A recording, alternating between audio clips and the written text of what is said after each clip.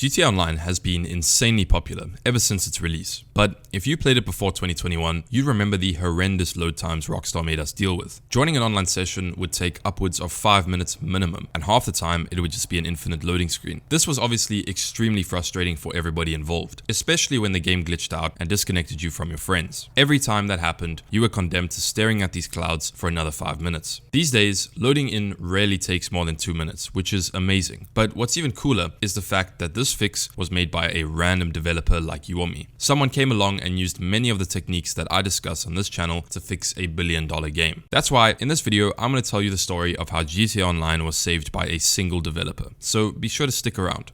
Have you ever wondered what makes great programmers stand out? It's not just their ability to write code, it's how they approach problems, think logically, and break down complex ideas. That mindset is what really matters, and that's exactly why today's video is sponsored by Brilliant.org. Brilliant is a powerful online platform designed to sharpen your mind every single day, with interactive lessons spanning math, science, computer science, data analysis, and even artificial intelligence. What makes Brilliant different is its hands-on learning approach. Every course is built around active problem solving. So instead of passively watching long lectures, you're actually engaging with the material and discovering how things work as you go. Their lessons are grounded in first principles, helping you truly understand the foundations before moving on to more advanced topics. The content is broken into digestible chunks, making it easier to stay focused and actually enjoy learning. Whether you're diving into code, building logic circuits, mastering formulas, or experimenting with data models, Brilliant helps you grow into a stronger, more analytical thinker, one lesson at a time. So what are you waiting for? To try everything Brilliant has to offer for free for a full 30 days, visit brilliant.org/cazz or scan the QR code on screen. Or you can click on the link in the description down below.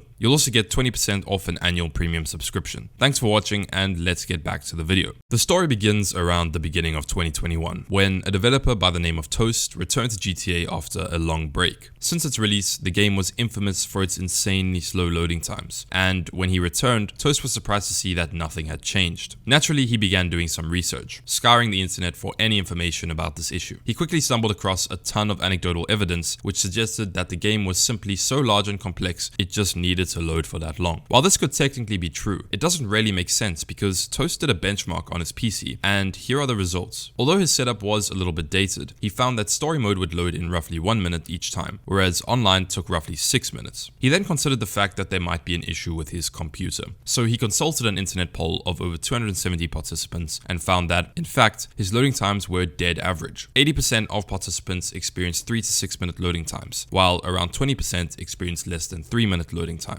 Something clearly wasn't adding up, so it was time to start digging deeper. Toast, now very curious about this issue, decided to fire up good old Task Manager and do some basic profiling, and here are the results. He found that after loading various common resources shared between both story and online, GTA then decided to max out a single core on his CPU for the next 5 minutes. You'd expect that during this time there'd be heavy disk or internet usage, but you can clearly see that it falls off almost immediately, while the CPU load continues for many more minutes. This information clearly indicated that there was a serious bottleneck somewhere in the online loading process. It was at this point that Toast decided to do some proper profiling. He used an ancient program with the excellent name of Luke Stackwalker to pinpoint exactly where this bottleneck was occurring. In the process, he found that there were not one, but 2 bottlenecks present in the loading sequence. At this point, it was time to really dig deep and disassemble the game to get an idea of what's going on. He opened the game in a totally legitimate copy of IDA Pro and located the problematic instructions. But as soon as he got there, he noticed something very wrong. You see, most popular games use a bunch of techniques to try and combat cheaters, hackers, and modders, and GTA 5 was no different. They seemed to use some sort of obfuscation at compile time that replaced many of the assembler instructions with gibberish to make the code unreadable. Luckily for us, something that is obfuscated needs to be deobfuscated at some point, otherwise the program simply wouldn't run. Armed with a tool called process dump, Toast simply dumped the game at runtime once everything was deobfuscated. After heading back to the problematic locations in the now more readable disassembly, Toast provided us with the following annotated screenshot. It shows the function call graph of the bottleneck. Toast has kindly labeled each of the functions for us. So as you can see, we have scanf calling vscan, which finally calls stolen. To understand what's going on here, you first have to understand what scanf is. The function is part of the C standard library, and it's used for extracting data out of a string. For example, imagine you have the string 69 cazz, and you wanted to extract the number and name from it. Well, you'd create 2 variables to hold the extracted data, and then you'd call scanf. The function will extract the name and the number out of the string based on the format arguments that you provide. Scanf then calls vscan because it's a variadic function. These are functions that can take an unknown or variable amount of arguments. And finally, vscan will then call strlen, which, as the name implies, will return the length of a given string. This all might sound confusing, but it should make sense in a little bit when it's put into context. Anyway, at this point, it's obvious to anyone that this code is doing something with strings. Particularly, the code is extracting data from strings. But why? Well, Toast did some bugging and eventually figured out that this code is actually used for parsing a JSON file. Okay, fair enough. If the process is taking over 5 minutes, it must be a massive file, right? Well, that's the funny part. It turns out that the game was trying to parse a 10 megabyte JSON file containing about 63,000 entries, which seem to be a list of all the purchasable items in the game. It doesn't take a rocket scientist to understand that parsing a 10 megabyte file should not take anywhere near 5 minutes. So what exactly was the problem? The first issue had to do with their parser implementation itself. The 10 megabyte JSON file got loaded into memory and began extracting value by value with scanf. Unfortunately, because of the way scanf was implemented, it ended up calling strlen on the entire 10 megabyte string every single time it moved on to the next value. This meant that each time the value was extracted, the CPU was forced to recalculate the entire length of the 63,000 entry file. You see, if this happened once, it wouldn't be an issue, but it was happening thousands of times, every time. As you can imagine, this added up to some insane overhead. The second issue was how they are storing the extracted data. They had a massive array that stored a hash value pair object, which in itself was not really an issue.